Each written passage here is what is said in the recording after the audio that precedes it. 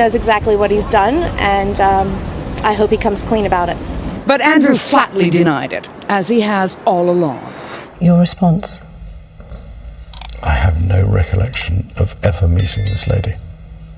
None whatsoever. There's no question the prince was Epstein's friend. Here they are in Central Park in 2010. And around the same time, a man who appears to be Andrew waves from Epstein's New York mansion. By then, Epstein was a registered sex offender who'd done jail time. The British tabloids were merciless. But the prince said he never noticed anything improper, though he did admit visiting Epstein was a mistake. You stayed with him? I stayed with him. And that's the bit that as it were, I kick myself for on a daily basis. I let the side down. Simple as that. Now, normally no member of the royal family would willingly sit down for an on-camera grilling, especially about sex. The fact that Andrew did tells you everything about how toxic this scandal has become. But it's too early to tell whether the interview helped clear his name or made everything worse, Nora. All right, Liz, thank you. Shocking photograph of herself from a hospital bed covered in bruises. In the Instagram post, she claimed to be suffering from kidney failure and was ready to go. She also begged to see her children one last time. She said, "They've given me 4 days to live, transferring me to a specialist hospital in urology. This year has been the worst start to a new year, but I won't bore anyone with the details." She went on to say, "But I think it's important to note that when a school bus driver comes at you driving 110 kilometers an hour as we were slowing down for a turn, that no matter what your car is made of, it might as well be a tin can." She ended the Instagram post by thanking her followers for being a great part of her life.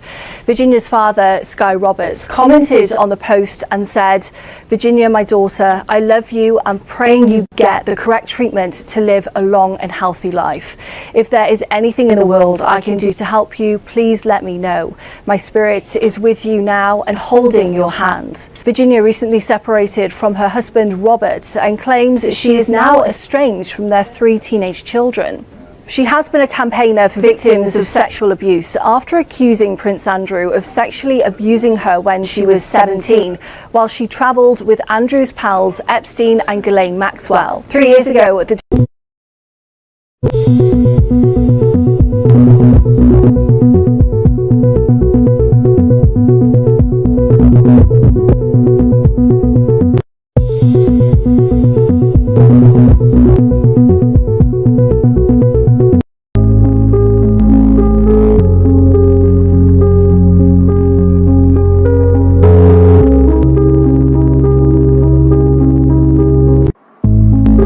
Virginia Giuffre says that she had sex with the prince when she was just 17 and that it happened while she was being trafficked by the disgraced financier. She never imagined her final fight would be with time.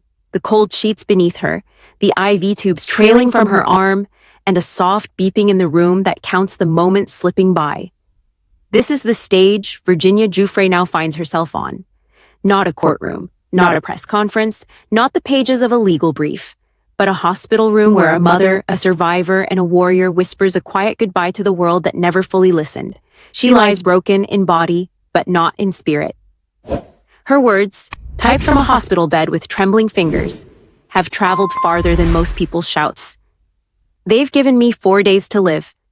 I just want to see my babies one last time." It's hard to hear that sentence without feeling a weight press on your chest. For those who know her story, Virginia has always been more than a name in headlines or court documents. She was the girl stolen from innocence, turned into a pawn in a game played by billionaires and royalty. She survived rooms she was never meant to be in. She remembered the faces, the names, the hands that held power and took what they wanted. And she carried that trauma, not in silence, but in fire.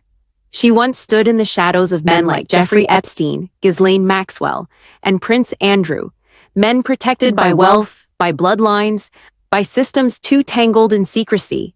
She said, "No more." She raised her voice when doing so could have destroyed her. She put her story into the world with a bravery most can only imagine. She did not ask to become a symbol. She was not chasing fame. She was chasing justice, chasing peace, chasing dignity for every girl who had to swallow her truth just to survive another day. And now, After years of walking through flames, it's a school bus on a quiet road that brings her to the edge. It came out of nowhere. Virginia was slowing down to make a turn, and a school bus, a symbol of childhood, of innocence, of life going on, slammed into her car at 110 kilometers an hour. Metal twisted, glass shattered. In a flash, everything changed. Her body gave out. Her kidneys failed. She was rushed into care. And then came the sentence no one is prepared for. You have days, not weeks, not months, just days. 4 sunsets. 4 chances to see her children smile. 4 chances to whisper, I love you, and feel the warmth of small hands in hers. 4 chances to make peace with a life that has been anything but easy. But even now, even at her most fragile, she didn't choose silence. She told the world what happened, not to gain pity, but because that's who she is, a voice that will not be silenced, even when her breath is running out. Her message was short, raw, and beautiful. Thank you for being the wonderful people of the world, for being a great part of my life. Can you imagine that? A woman on the brink of death, still thinking of others, still showing gratitude, still trying to leave light, even in the darkest moment of her life. Her father, Sky, saw the post. He didn't wait for a call. He didn't ask for a statement. He wrote directly to his daughter for the world to see. My spirit is with you now. I'm holding your hand. And maybe that's the most powerful image of all. A father reaching out through time, pain, and distance, holding onto his daughter's hand as she stands at the edge. This isn't just a story about a car crash. This isn't just about a woman in a hospital bed. This is about resilience in its purest form.